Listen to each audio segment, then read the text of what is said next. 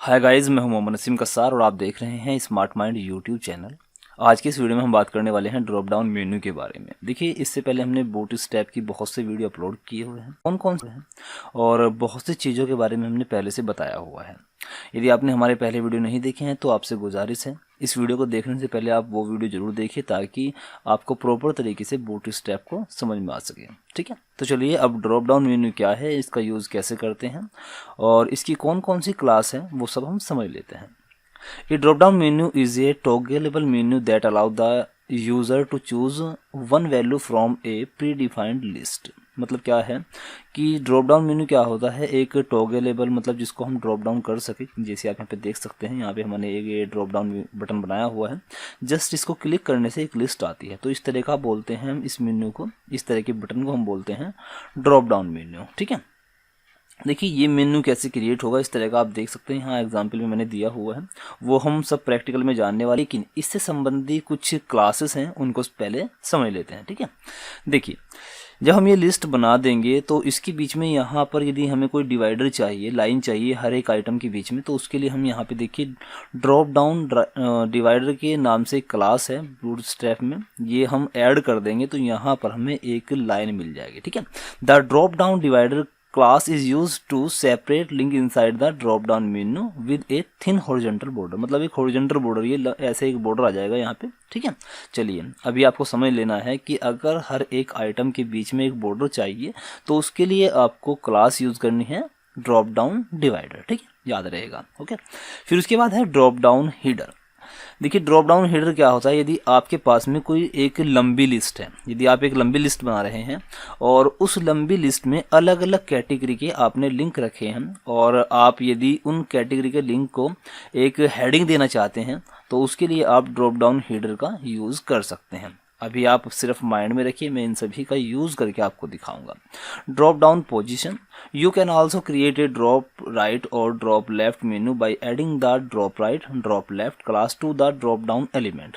Note that the caret arrow is added automatically. देखिए आप जो ये एरो देख रहे हैं, ये वाला एरो, यदि आप चाहते हैं कि इसकी जो पोजीशन है वो राइट साइड की तरफ को हो तो उसके लिए आप ये वाली क्लास ड्रॉप राइट यूज़ करेंगे, या फिर यदि आपको यहाँ लेफ्ट में चाहिए इधर साइड में तो उसके लिए ड्रॉप लेफ्ट का यूज़ करेंगे। यदि ऊपर की तरफ चाहिए तो ड्रॉप अप, ये देखिए नीचे मैंने बताया है ड्रॉप अप।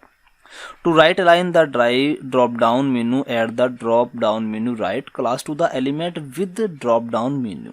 ठीक है, इससे पोजीशन चेंज होती है। सिर्फ आपको क्या करना है, देखिए मैंने आपको बता दिया है, यदि इस कैरेट की, इसको कैरेट बोलते हैं, ठीक है, इस आइकन की, ठीक है, इसकी पोजीशन आपको यहाँ रखनी है या ऊपर की तरफ रखनी है, जिस डायरेक्शन में रखनी है उसके लिए आपको ये क्लासेस मिलती हैं, drop right drop left drop up.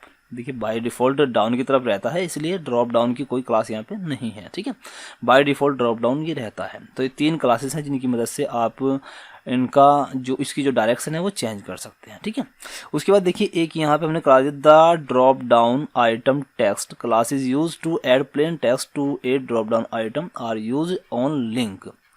देखिए जब आप यहाँ पर लिंक क्रिएट करेंगे, जब ये लिंक आप बनाएंगे, इन लिंक को नॉर्मली बिहेव करने के लिए आप ये क्लास यूज़ कर सकते हैं। देखिए बाय डिफ़ॉल्ट क्या होता है, कोई नॉर्मल अगर लिंक होता है तो उसमें क्या कंडीशंस होती हैं, जब कोई हम लिंक क्रिएट करते हैं तो जैसे उसके ऊपर माउस जाता है तो वो अंडरलाइन हो जाता है। ठीक है, लेकिन अगर आप चाहते हैं कि अंडरलाइन ना हो तो उसके लिए आप ये वाली क्लास यूज़ कर सकते हैं ड्रॉप डाउन आइटम टेक्स्ट। ठीक है, तो इससे क्या होगा, इससे माउस के ओवर होने पर किसी भी टेक्स्ट के, किसी भी लिंक के, तो वहाँ पर वो अंडरलाइन नहीं होगा। ठीक है, चलिए अब स्टार्ट करते हैं और प्रैक्टिकल करते हैं इसका। ठीक है, चलिए देखिए मैं यहाँ पे सबसे पहले आपको लिखना है, जब भी कोई आपको drop down item drop down list बनानी हो तो उसके लिए आपको लिखना है div डॉट ड्रॉप डाउन। ठीक है, ये लिखना है, पहला div आपको ये बनाना है। सॉरी देखिए div भी पूरा नहीं लिखा गया। चलिए ये वाला हो गया। अब इस div के अंदर आपको सबसे पहले एक बटन बनाना है। यहाँ पे मैं लिखूंगा बटन और उसको एक क्लास दूंगा। ठीक है, बटन डॉट क्लास देता हूँ btn। ओके, अब बूटस्ट्रैप फॉर जिसने पढ़ा है उसको पता होगा कलर कैसे देते हैं, तो मैं यहाँ पे बटन और इसको बनाता हूँ डेंजर कलर मैंने इस बटन को दे दिया। कंट्रोल ऐसे सेव करके पहले एक बार रिफ्रेश कर लेते हैं पेज को। ठीक है, ये देखिए ये बटन आ गया, बट अभी इसको कोई नाम नहीं दिया तो नाम दे देते हैं पहले इसको, ड्रॉप डाउन मेन्यू। ओके, ये हो गया। सेव करते हैं और पेज को रिफ्रेश करते हैं। ये देखिए ड्रॉप डाउन मेन्यू आ गया। देखिए आपको प्रॉपर तरीके से समझाने के लिए मैं ऊपर से कुछ मार्जिन दे देता हूँ, और मार्जिन देता हूँ मैं यहाँ पे, ठीक है।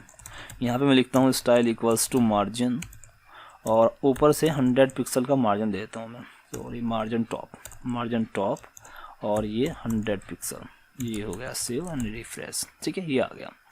अब देखिए मुझे यहाँ पर इसको ड्रॉप डाउन मेन्यू क्रिएट करने के लिए क्या करना होगा। बटन तो क्रिएट हो गया। बटन क्रिएट होने के बाद आपको यहाँ एक फिर से डिव बनाना है, और यहाँ पे लिखना होगा class drop down menu. Okay, ये क्लास आपको यहाँ पे देनी होगी, ठीक है। ड्रॉप डाउन मेन्यू हो गया। और अब इसके बाद आपको ड्रॉप डाउन मेन्यू लिखने के बाद, देखिए ये तो हो गया ड्रॉप डाउन, और उसके बाद हमने इसमें मेन्यू ऐड कर दिया।